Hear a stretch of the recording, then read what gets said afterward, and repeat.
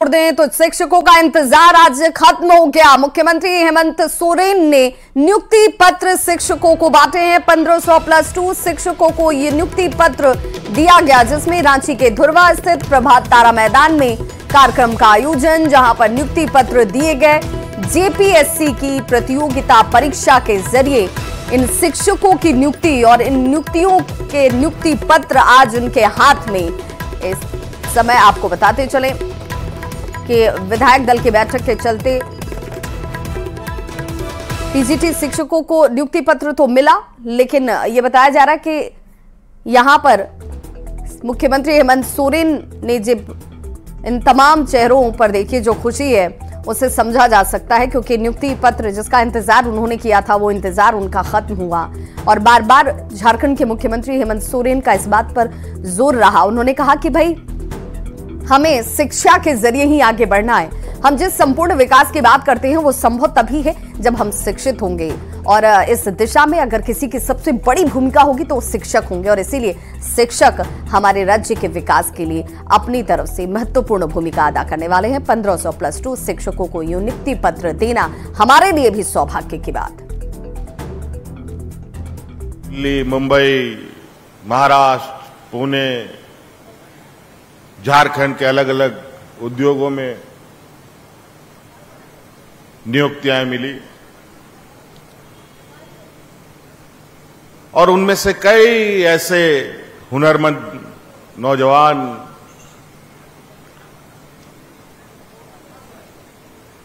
उनमें से निकले जो अपने कौशल के बदौलत आज वो देश में तो काम कर ही रहे थे, अब अपने आप को उस तरीके से निखारा कि आज विदेशों में भी वो अपना स्वरोजगार के लिए निकल पड़े। तो बीजेपी सांसद आदित्य साहू ने सीएम हेमंत सोरेन पर जमकर हमला किया है और कहा कि जहां डिबेट कराना है करा लें, लेकिन हेमंत सोरेन को जनता के सवालों का तो जवाब देना ही होगा।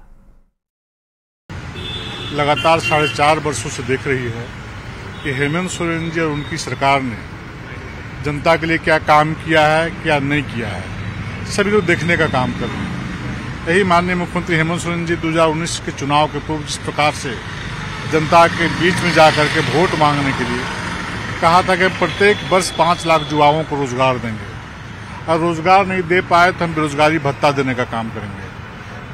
भाजपा को चुनौती देने से पहले जनता को इस बात का जवाब देना चाहिए, बेरोजगार युवाओं। और बड़ी खबर इस वक्त रांची से, जहां अमन साहू गैंग पर एटीएस का एक्शन देखने को मिला है। गैंग के 3 शूटरों को गिरफ्तार कर लिया गया। बड़ी साजिश की फिराक में ये शूटर बताए जा रहे थे। जेल में बंद अमन साहू ये साजिश रच रहा था। सूत्रों के मुताबिक झारखंड एटीएस ने रांची, रामगढ़ और पतरातू में छापेमारी की और गैंग के 3 अपराधियों को गिरफ्तार कर लिया गया है। तो जेल में बंद अमन साहू साजिश रच रहा था, जिसे वक्त रहते नाकाम किया गया, क्योंकि 3 अपराधियों की गिरफ्तारी हो चुकी है। रांची, रामगढ़ और पतरातू में छापेमारी के दौरान ये बड़ी कामयाबी हाथ लगी। सूत्र ये जानकारी इस वक्त दे रहे हैं। और तो देखिए, अमन साहू का गुर्गा गिरफ्तार हुआ था, और गिरफ्तार होने के बाद कई जानकारियां जो हैं वो सामने आती हैं। हालांकि शूटर बताया जा रहा है कि शादी समारोह में शामिल होने के लिए पहुंचा था। जैसे ही पुलिस की रेड होती है उसके बाद इसकी गिरफ्तारी होती है। तो गैंगस्टर अमन साहू का शूटर इस वक्त गिरफ्त में है एटीएस के और रांची और कुबला पुलिस की यह संयुक्त कार्रवाई, जिसमें बड़ी कामयाबी।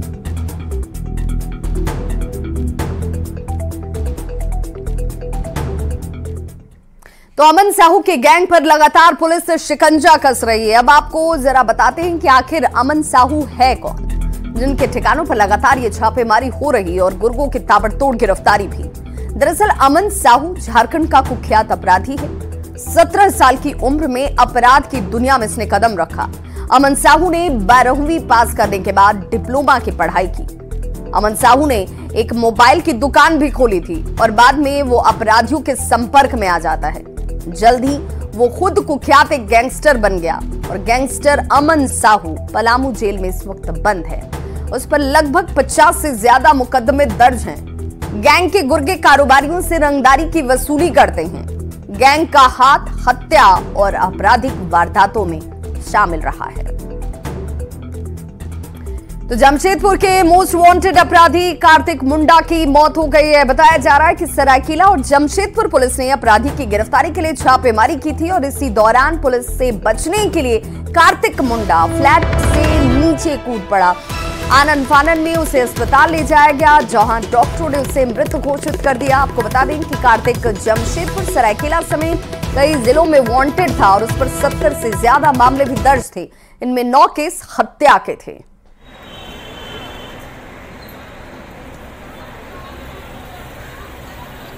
आपराधिक मामले दर्ज हैं। बहुत सारे मामलों में ये फरार भी घोषित है। बहुत सारे मामलों में 10 से अधिक 15 से अधिक मामलों में इसके पास वारंट है। तो वो दोनों थाना की टीम वहां पे गए हुए थे। उसी क्रम में इस व्यक्ति ने वहां से भागने का प्रयास किया, जिसके क्रम में फिर बताते हैं कि छत से फिसल के इसकी मृत्यु हो गई। तो उसी संदर्भ में मतलब कि हम लोग आगे कार्रवाई कर रहे हैं।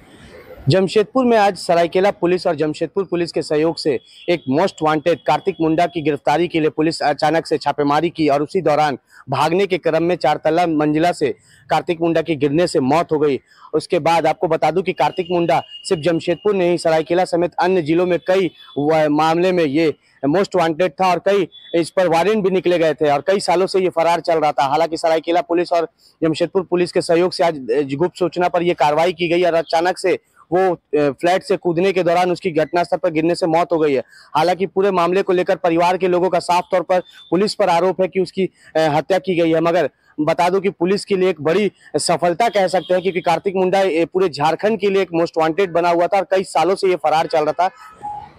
पुलिस जब इसे टीएमएच लेकर आई तो डॉक्टरों ने इसे मृत घोषित कर दिया है। फिलहाल पुलिस पूरे मामले की जांच कर रही है। न्यूज़ 18 के लिए जमशेदपुर से आशीष कुमार तिवारी। और विधानसभा चुनाव की तारीख को लेकर कई तरह के कयास इस वक्त लगाए जा रहे हैं। इस पर राजनीतिक दल जहां तैयारियों में जुटे हुए हैं, तो एक दूसरे पर वार और पलटवार का सिलसिला भी जारी है। इसी बीच कांग्रेस ने बीजेपी पर निशाना साधा है। कांग्रेस प्रवक्ता डॉक्टर एम तौसीफ ने जीत का दावा करते हुए कहा कि बीजेपी को एक बार फिर हार का डर सता रहा है।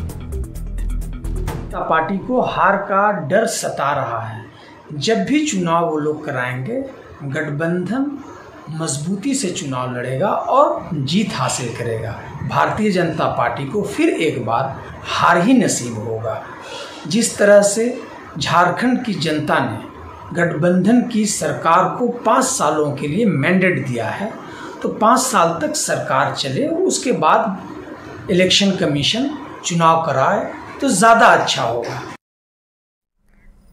तो रांची में झारखंड सहायक पुलिस के 2300 जवान अपनी मांगों को लेकर 2 जुलाई से मोरहाबादी मैदान में आंदोलन कर रहे हैं। पक्की नौकरी और वेतनमान को लेकर यह आंदोलन किया जा रहा है और इस पर अब राजनीतिक बयानबाजी भी शुरू हो गई है। बीजेपी प्रदेश सरकार पर जवानों के साथ अन्याय करने का आरोप लगा रही है, तो वहीं सत्ता पक्ष का यह कहना है कि वो मांगों पर सुनवाई जरूर करेंगे।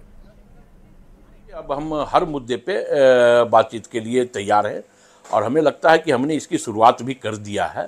और जो सहायक पुलिस कर्मियों की जो डिमांड है, सरकार उस पर भी संजीदा है, गंभीर है और बहुत जल्द उनके जो उचित मांगे हैं उन मांगों पर सरकार जो है विचार करेगी और उनकी भी समस्याओं को दूर करने का। भारतीय जनता पार्टी पूरे तरीके से सरकार को याद दिला रही है कि मुख्यमंत्री जी ने 2019 के अक्टूबर में ही कहा था कि अनुबंध कर्मी कोई नहीं रहेगा। उन्होंने सहायक पुलिस कर्मियों को भी परमानेंट करने का वादा किया था। पिछली बार जब सहायक पुलिसकर्मी आंदोलन कर रहे थे तो मंत्री मिथिलेश ठाकुर ने आश्वासन दिया था कि अब आपको परमानेंट किया जाएगा, लेकिन सिर्फ 10,000 रुपये में साहब नक्सल प्रभावित क्षेत्रों से लेकर वो सरकारी ऑफिस जो पुलिस ऑफिस है उसकी ड्यूटी कर रहे हैं। इन आदिवासी मूलवासियों के साथ अन्याय हो रहा है और